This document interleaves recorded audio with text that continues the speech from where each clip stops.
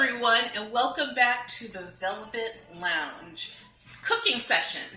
Today we're going to make one of my favorite recipes for peanut butter cookies. And these peanut butter cookies, I do use chunky peanut butter. This is super chunky, so that's chunks of nuts in it. You can make it without chunky peanut butter, but I like that little bit of crunch in there. So we're going to get right into it.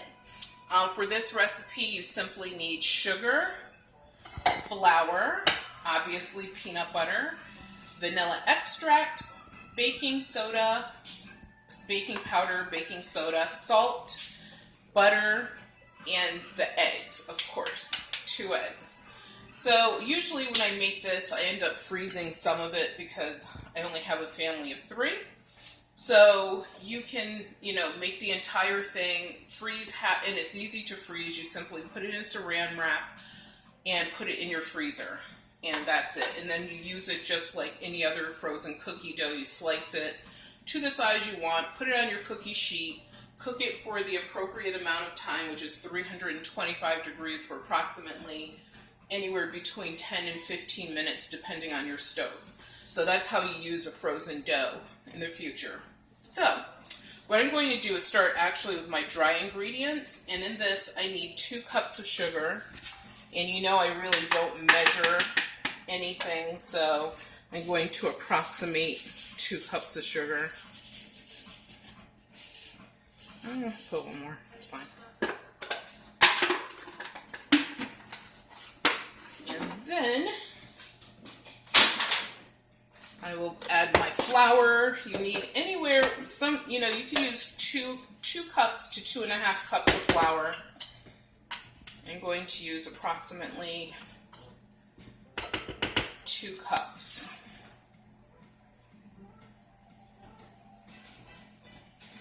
And I learned how to cook without measuring from my mother and grandmother, and even my aunts. I never measured anything, so eventually you sort of just learn what you think the measurements are. And I'll start with the baking powder.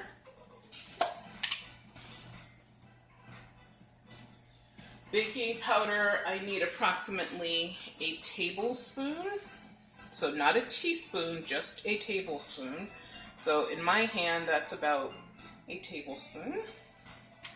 And I like to sort of spread the powdery stuff out when I mix it in, because I want to make sure no one gets a chunk of anything that doesn't taste good. So I will put that away. And then I will go to my baking soda. And you do need approximately a tablespoon and a half of baking soda. So that's about a tablespoon and a half. It might even be a little bit over, so I'm not going to use all of it.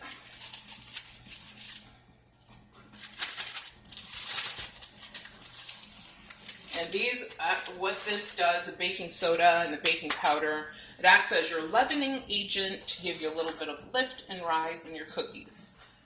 And then we do need a little bit of salt, only half of a tablespoon. So very little. And salt is a flavor enhancer, that's why you use the salt.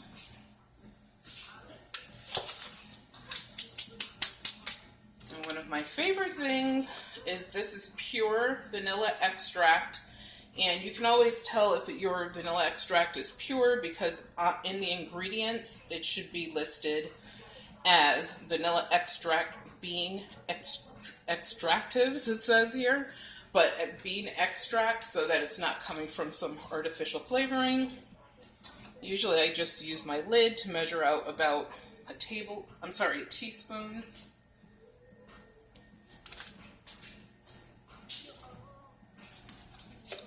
And then I will just sort of mix that in a little bit, chop it up. And get the rest of my liquid ingredients in there, such as my eggs. This is some pre-melted butter. This recipe usually calls for a cup of butter. I only use half of a cup because I feel like I'm using so much peanut butter. I'd rather use extra peanut butter versus extra butter. So put that in there.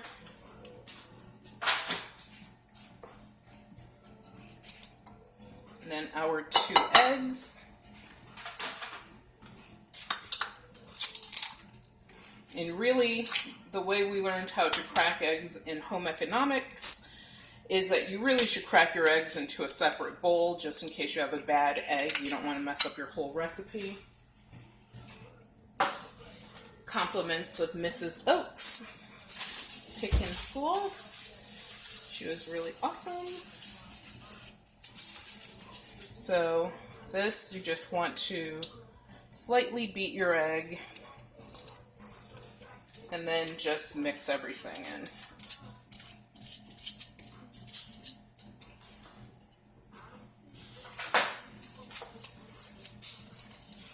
And I will add my peanut butter in just a moment.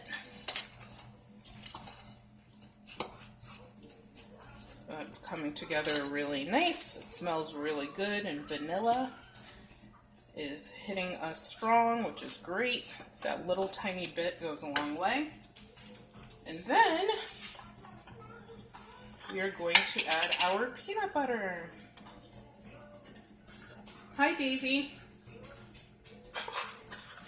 Daisy's back on the camera today. She's being kind of quiet. So we're going to use a really good amount of peanut butter. It's about 2 cups. A little muffin shooting today.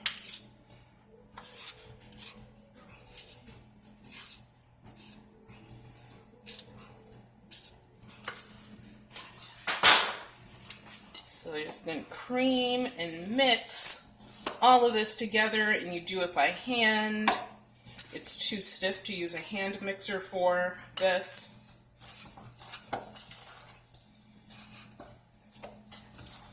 Until you get it all mixed in together. So we'll be back in a second once I get this mixed all together. All right, so we're back. Our dough has come together nicely.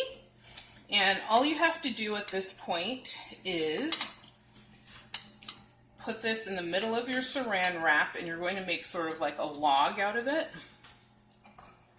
Scrape your bowl out.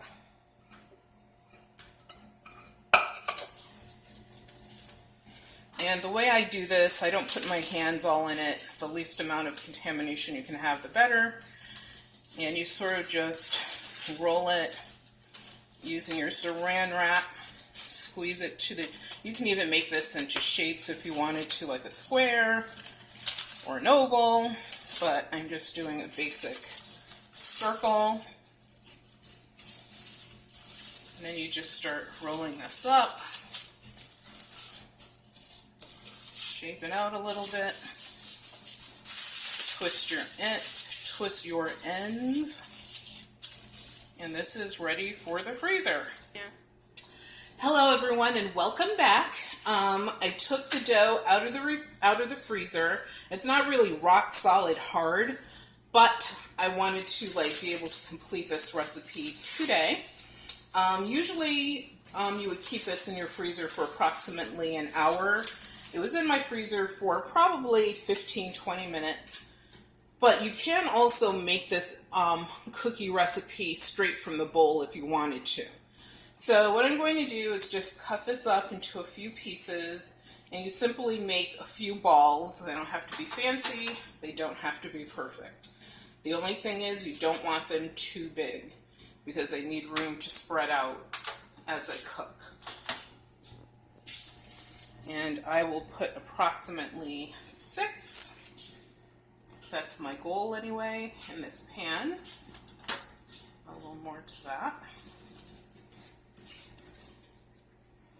You see as I go down my roll of dough, the cookies are getting bigger, so I'm just adjusting the size where I need to. These are super easy. They're great for bake sales, awesome for Christmas, especially if you do cookie swaps. They're really good as a quick snack that's homemade for your family versus buying something out in the world. So there you go. And some people will actually smash these down and they would put the little hash marks on it. You could do that if you want to. I'm not going to do that with these. What I do is after they're cooked, I actually make a few little marks on them, but that's just how I do it. So I'm going to put these in the oven and I'll be back in a moment. Welcome back, and as you can see, our cookies are ready and they look really good. All I did is I made some little marks after they came out of the oven, just to get that hash mark that, you know, people like the look of.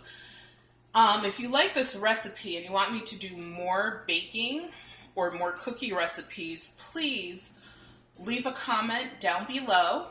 And in the meantime, if you can remember to subscribe to our channel and share our recipes anywhere you want on the internet, as long as it's in a positive light. So I'm going to simply I have a serving. I have a set of Atomic 1950s dishes, and they're called Atomic, and space. They have a space theme simply because of the shape, and that was very popular in the 50s and the 60s. And so we're just going to take, and you can see I can actually just pick these up without really having to use a spatula. They're soft. They're still very, very warm. So you have a whole plate of cookies.